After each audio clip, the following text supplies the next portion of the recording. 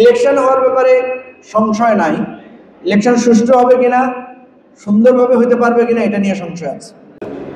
আমি কয়েকটা জায়গা থেকে সংশয় দেখি না। সরকারের যারা উপদেষ্টা এবং প্রধান উপদেষ্টা সহ আছেন ওনাদেরকে আমরা দেখছি ওনারা সিরিয়াসলি আন্তরিক ইলেকশন হওয়ার ব্যাপারে। বিএনপি বড় দল হিসেবে আমরা দেখছি বিএনপি খুব সিরিয়াস।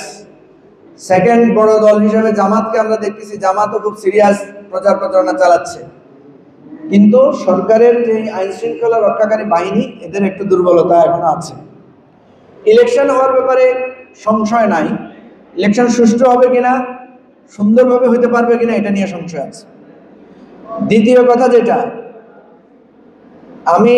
আমরা যে জোট করছি আমার পজিশন অত্যন্ত স্পষ্ট।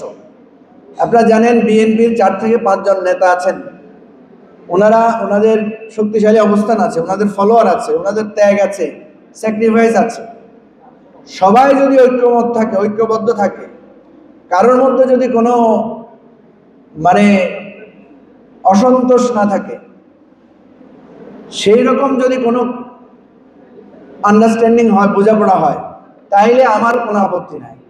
কিন্তু আমি কারো মনে কষ্ট দিয়ে, কারো অধিকার ক্ষুণ্ণ করে, কাউকে অপমান, কাউকে বঞ্চিত করে এই ধরনের কোনো সমঝোতায় আমার ব্যক্তিগত আপত্তি আছে।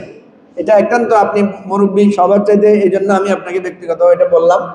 যদি সবাই মিলে একটা হৃদ্যতাপূর্ণ জায়গায় আসে তাইলে হয়তো সেরকম কিছু সম্ভব হইতে পারে, এবং সেখানে গুরুত্ব পাবে আমাদের রাষ্ট্রীয় নীতি, সংস্কারের নীতি, অন্য কিছু না।